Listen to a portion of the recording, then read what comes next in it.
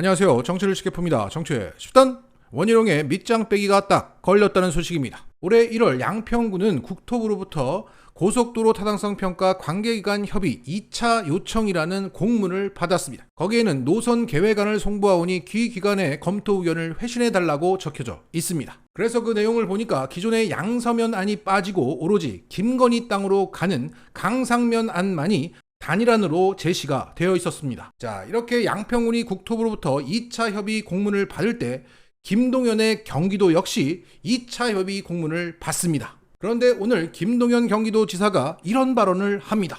국토부는 올해 1월 타당성 평가 관계기관 2차 협의 공문에서 경기도를 포함해 12개 지자체와 기관에 변경된 노선으로 공문을 보냈다. 그런데 참으로 이상하게도 협의 공문의 앞장에 있는 사업 개요와 뒷장에 있는 위치도의 내용이 서로 달랐다. 그래서 경향신문이 경기도가 받은 그 공문을 확인해 봤더니 김동연 도지사의 말대로 사업 개요에는 양서면으로 되어 있었고 강상면이라는 단어는 등장하지 않았는데 그 공문에 첨부된 위치도에는 양서면 노선이 없고 강상면 노선만이 등장하더란 겁니다. 이렇게 겉과 속이 다른 공문을 보내놓고는 국토부는 경기도가 대안 노선, 즉 강상면에 대해 반대 의견을 제시하지 않았다고 주장하고 있는 겁니다. 그런데 이것을 단순 표기 실수로 보기도 어렵습니다. 그 사업 개요에 나오는 사업 규모, 사업비, 설계 속도, 주요 시설 이런 것들은 모두 양서면을 종점으로 한 분석 자료이기 때문입니다. 그리고 같은 시기에 양평군에는 다른 자료를 보내지 않았습니까? 이것은 일부러 경기도만 다른 자료를 보냈던 겁니다.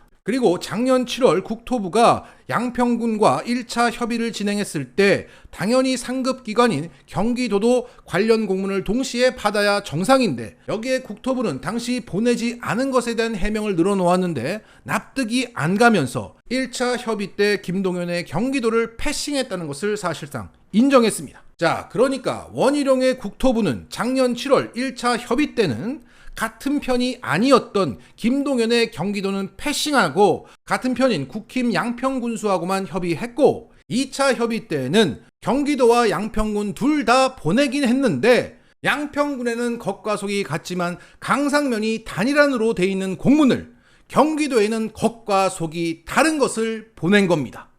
밑장 빼기죠. 자, 이렇게 헷갈리게 만들고 그간의 협의 과정을 모르게 만들어 놓고는 경기도는 반대하지 않았어요 라고 국토부는 떠들고 다니고 있는 겁니다. 자, 이런 밑장 빼기 하는 짓거리만 봐도 국토부가 스스로 얼마나 캥겨했는지를 알 수 있습니다. 이렇게 지저분하게 진행할 이유가 뭐가 있습니까? 다 김건희한테 몰아주려다 보니까 이상한 속임수 같은 걸 쓰는 거죠. 자, 정리하겠습니다. 구라치다가 걸리면 어떻게 되는 줄 알죠? 자, 오늘 올라온 이 페이스북 글이 큰 공감을 받고 있습니다. 이낙연은 늙은 박지원 같다. 나는 민주당원이 아니지만 민주당 이낙연 씨의 행태에 대해서 한마디 하자. 이낙연 씨는 상당히 긴 기간 외국에서 불편함 없이 머물다 왔다. 그러면 예의상 민주당원에게는 물론이고 당대표에게 먼저 덕담의 인사는 한마디 해야 한다. 그게 인간의 도리고 정치인의 도리다. 이를테면 제가 없는 동안에 민주당을 지켜주신 당대표를 비롯하여 당원 동지 여러분께 위로와 감사의 인사를 올립니다. 윤석열 정권의 폭주에서도 꿋꿋하게 당을 이끌어오신 이재명 대표님께 특히 감사합니다. 당과 국민을 위해 제가 작게라도 기여할 바가 있다면 심사숙고하고 상의하고 토론하여 결과에 따라 무겁게 행동하겠습니다. 곧바로 당대표를 찾아뵙겠습니다. 어쩌고 저쩌고. 그런데 이낙연 씨는 인사는커녕 아무런 상의도 없이 혼자 몇 안 되는 신도들을 끌고 다니며 여기저기 자기 당을 비난하는 소리를 하고 있고 언론은 받아쓰기 바쁘다. 당대표를 겨냥한 듯 엄중하게 엉큼한 발언도 눈에 띈다. 늙은 박지원을 보는 것 같다. 여기에 국힘당은 민주당의 분열의 시작을 보는 듯하여 기대 속에 환호하고 있을 것이고 윤석열 정권은 정치된 지지율 회복에 도움이 될까 싶어 민주당의 분열을 노심초사 기다리고 있을 것이다. 귀국 후 이낙연 씨의 행보는 지난 대선 후보 경선 결과에 아직도 불복하고 있는 듯한 인상을 준다. 건방지고 무례하다. 윤석열 대통령은 아직도 이재명 대표와 마주하지 않는다. 민주당이 국민의 눈에는 아직 멀었지만 오만불손하고 허무맹랑하며 억압적이고 부도덕한 윤석열 정권을 상대로 나름대로 열심히 싸워온 당이라고 본다. 이낙연 씨가 지금 당대표였다면 국무총리 때처럼 기도 차지 않는 윤석열 정권의 행태들을 엄중히 지켜보고만 있었을지 모른다. 이낙연 씨는 이재명 대표를 찾아가 정중하게 인사하고 이후에 행보를 하기 바란다. 당원이 아닌 국민이 보기에도 가짜나 보인다. 그리 알기를 좀 더 강하게 말하려고 하다가 오늘은 이 정도로만. 이런 글을 올린 내게 극렬 지지자라고 말하고 싶겠지만 나는 민주당 지지자가 아니다. 당원도 아니고. 자, 오랜만에 머리가 맑아지는 기분입니다. 페이스북에서 YB킴님께서 담담한 어조로 매우 통렬하게 지적 잘하셨습니다. 자, 이런 맥락에서 이동영 작가는 다소 격한 어조로 이낙연을 만날 필요가 없다며 이렇게 말했습니다. 만나야 되지 않느냐 얘기하잖아요. 내가 이재명이면 안 만납니다. 총선 때까지 안 만납니다. 그러면 이낙연 옆에 붙어있는, 사실 지금 많이 붙어있지도 않아요. 근데 붙어있는 그 사람들 어떻게 하지? 만나면은 그거 미끼로 해갖고 어떻게 한번 해보려고 했는데 계속 안 만나잖아. 계속 안 만나면 어떻게 하지? 이럴 수밖에 없어요. 그러니까 처음에 안 만나면 그만이야. 그리고 한번 보세요. 지난번 대선 때 처음에 온다 그럴 때 뭐라고 했습니까? 공동선대위원장 맡으면 형식적으로라도 대장동 주범이 이재명이라 하고 한 거 경선 때 그거 내가 알고 보니까 잘못 알았다 사과해달라고 요구했는데 그거 안 했잖아요. 뭉개버렸잖아요. 아니 경선 때는 할 수 있다고 쳐요. 끝났잖아. 그럼 민주당 후보를 위해서 해야죠. 그러면 형식적으로라도 그렇게 말해줄 수 있잖아. 근데 끝까지 안 했어요. 그리고 나서 공동선대위원장 다른 조건을 뭐라 그랬어요? 법카 사과시켰잖아요. 그 법카 사과 때문에 확 빠진 거.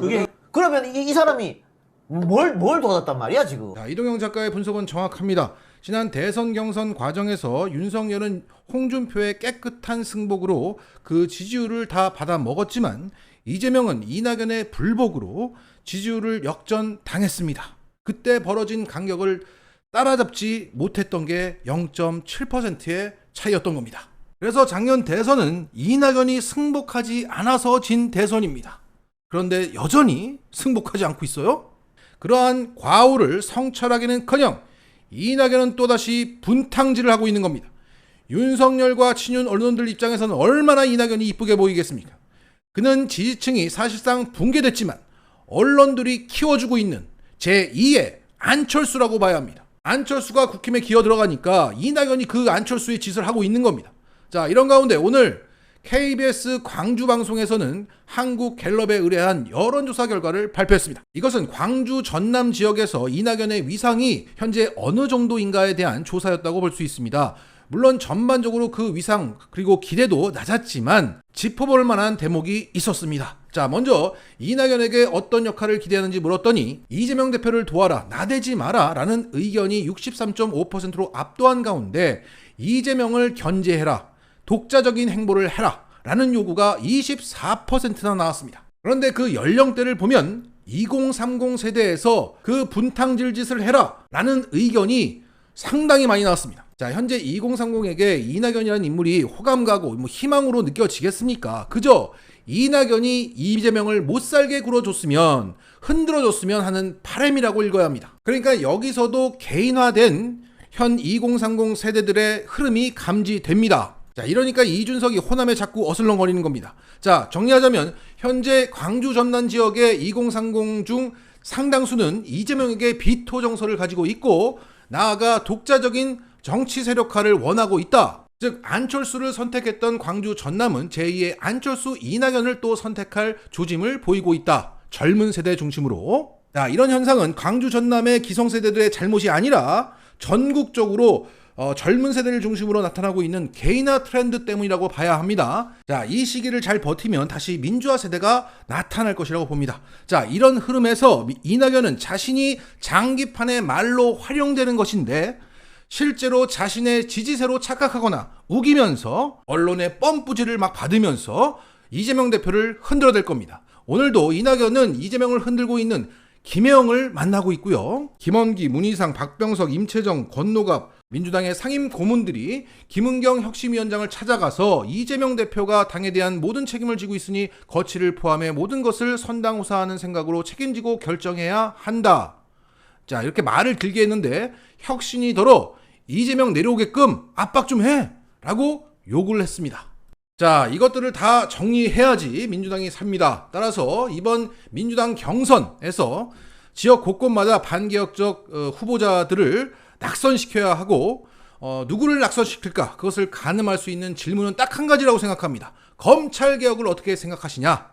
언론개혁도 중요하지만 그 질문에는 웬만하면 다 이빠른 소리 할 겁니다. 이 검찰개혁에 대한 질문은 그가 청렴한지, 시대 과제의 핵심을 알고 있는지, 강단이 있는지 모든 것을 포괄하는 질문이라고 생각합니다. 그래서 이것을 질문하고 거기에 대한 어떤 대답을 하는지를 잘 귀 기울여 봐야 할 것입니다.